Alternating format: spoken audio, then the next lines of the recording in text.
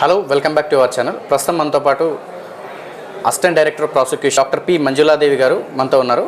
వారిని అడిగి మరిన్ని విషయాలు తెలుసుకునే ప్రయత్నం చేద్దాం. హలో మేడం, నమస్తే. నమస్తే మేడం, చెప్పండి, మీ యొక్క ఆధ్వర్యంలో ఎన్నో కన్విక్షన్స్, అంటే తప్పు చేసినటువంటి వాళ్ళు ఎవరైతే ఉన్నారో వాళ్ళు శిక్షార్హులు అని చెప్పేసి చట్టం చెప్తుంది. కాబట్టి దాంట్లో ఎంతోమంది బాధితులు ఎవరైతే మీ దగ్గరకు వచ్చినప్పుడు వారి యొక్క బాధను మీ దగ్గర విన్నపించుకొని ఆ యొక్క బాధను మీరు కోర్టు వరకు ట్రయల్ జరిపేసి ఎట్టకేలకి మీ యొక్క ఏదైతే మీ యొక్క ఆ ట్రయల్ ఏదైతే ఉందో కోర్టు వారు కూడా ఏకీభవించడం జరిగింది.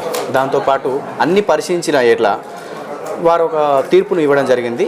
తదుపరిగా విక్టిమ్స్ అంటే బాధితులకు కూడా న్యాయం జరిగింది. మేడం, ఇప్పుడు రీసెంట్గా కూడా మేము ఆర్జే ఎయిర్పోర్ట్కు సంబంధించినటువంటి పిఎస్ ఏదైతే ఉందో దాంట్లో ఒక అతను ఏదైతే గాంజా మొక్కలు సాగు చేయడం దాంట్లో రీసెంట్గా పేపర్లో వచ్చినటువంటి అంశం మేము చూసాం. మేడం, దాని గురించి మీరేమంటారు? స్టేట్ కూడా ఈ డ్రగ్ కంట్రోల్ చేయడం అనేది చాలా ప్రధాన పాత్ర పోషిస్తున్నారు. ప్రధానంగా సీఎం గారు కూడా ఈ డ్రగ్స్ అనేది టోటల్గా ఎరాడికేట్ చేయాలని ఆలోచిస్తున్నారు. ఆలోచన భాగమే యాంటీ నార్కోటిక్ బ్యూరోస్ పెట్టారు. చాలా డెవలప్మెంట్ చేశారు. ఇది ఎరాడికేట్ చేయడానికి సొసైటీలో టోటల్గా ఇది క్రైమ్ అగైన్స్ సొసైటీ చెడిపోతుంది. గంజా వల్ల, గంజా తీసుకోవడం వల్ల చాలా క్రైమ్ రేట్ పెరిగిపోతుంది. కాబట్టి క్రైమ్ అగైన్స్ సొసైటీ బాధితులు, సొసైటీ అంతా బాధితులే ఇందులో. కాబట్టి దీనికి మేమేం చేసినామంటే రాజేంద్ర గాంధీ ఇంటర్నేషనల్ ఎయిర్పోర్ట్ వాళ్ళది అయితే కేసు ఛార్జ్షీట్ వేశారో crime number 618 and SC number మా 83/23లో మేము నీసు రాజ్పూత్ అనే వ్యక్తి అతను కల్టివేషన్ చేస్తుంటే ఆయన ప్రెమిసెస్లో, అది Rajiv Gandhi international airport police కిందికి వస్తుంది ఆ జ్యూరిడిక్షన్. కల్టివేషన్ చేస్తుంటే వాళ్ళు ఛార్జ్షీట్ వేశారు.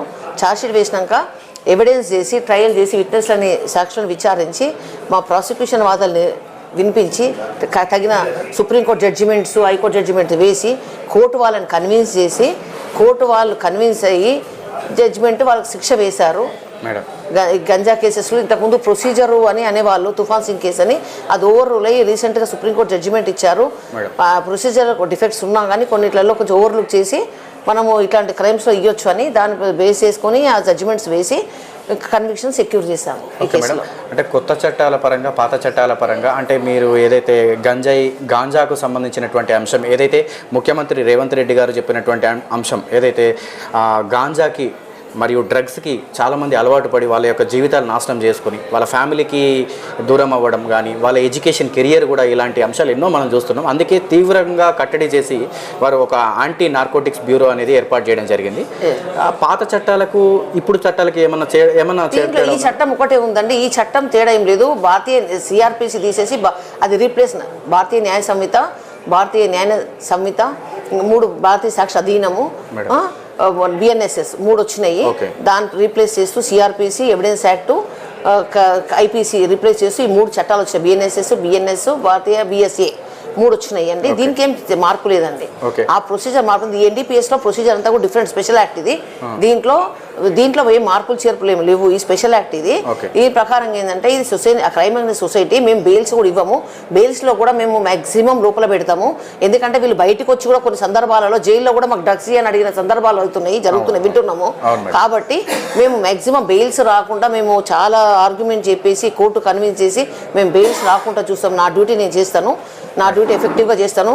ఈ కేసులో స్పెషల్గా తీసుకొని నేను బెయిల్స్ రానివ్వకుండా చూస్తాను. ఇది కూడా శిక్ష వేయించాము. ఏదైనా ప్రాసిక్యూషన్ వాదనలు వినిపించి ఎఫెక్టివ్గా ప్రాసిక్యూషన్ చేసి జడ్జిమెంట్ కన్విక్షన్ సెక్యూర్ చేశాము ఈ కేసులో. మేడం, తెలంగాణ రాష్ట్ర ప్రజలకు అంటే ఓవరాల్ 33 జిల్లాలో ఈ తెలంగాణ రాష్ట్రంలో ముఖ్యమంత్రి గారు చెప్పినటువంటి ఏదైతే వారు కూడా ఆదేశాలు ఇవ్వడం జరిగింది, ఏదైతే ఎన్డీపీఎస్కు సంబంధించి సాగు చేసేటువంటి కల్టివేషన్ కానీ ఆ చిన్నపిల్లలు ఎక్కువ అలవాటు పడుతున్నారని చెప్పేసి వాళ్ళని, అంటే వాళ్ళకి ఎలా, అంటే ఒకసారి అలవాటు పడ్డటువంటి వ్యక్తిని మళ్ళీ రీహాబిలిటేషన్స్ ఇలాంటివి ఏమైనా ఉంటాయి మేడం? ఉంటాయండి. ఇప్పుడు రీసెంట్గా మహేంద్ర యూనివర్సిటీలో కూడా వాళ్ళు అమ్మారు చిల్డ్రన్ చదువుకున్న పిల్లలకి స్టూడెంట్ లైఫ్లో ఈవెన్ 10th 9th క్లాస్ పిల్లలు కూడా ఎఫెక్ట్ అయినారు.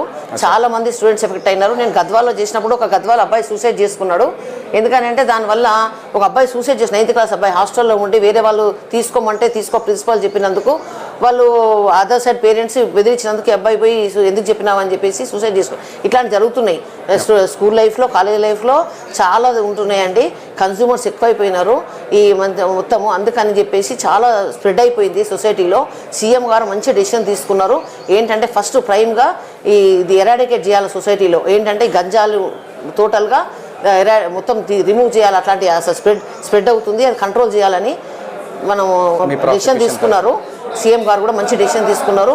తర్వాత దానికి మేమందరం కూడా సపోర్ట్ చేస్తాము. మేము లీగల్గా మేమందరం కూడా మేము స్టెప్స్ ఉన్నాయో అవి తీసుకొని దాన్ని మ్యాక్సిమం మేము సపోర్ట్ చేస్తామండి. అది గుడ్ డెసిషన్ అండి. ఓకే, చూసారు కదండి, ఈ తెలంగాణ రాష్ట్ర ప్రభుత్వంలో గౌరవ ముఖ్యమంత్రి రేవంత్ రెడ్డి గారు చెప్పినటువంటి అంశం ఏదైతే ఉందో, అంటే గాంజాకు అడిక్ట్ అయినటువంటి పర్సన్స్కి వాళ్ళు రిహాబిలిటేషన్ అంటే కోర్టు ప్రాసిక్యూషన్ వారు కూడా దాంట్లో కఠినమైన చర్యలు తీసుకుంటామని వారు కూడా హెచ్చరిస్తున్నారు.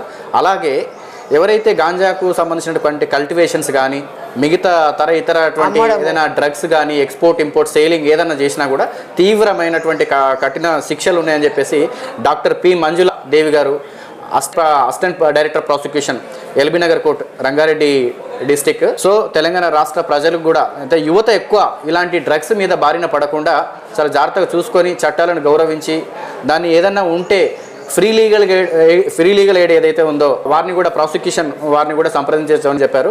మరిన్ని అప్డేట్స్తో మళ్ళీ కలుద్దాం. అంతవరకు నమస్తే మేడం. నమస్తే.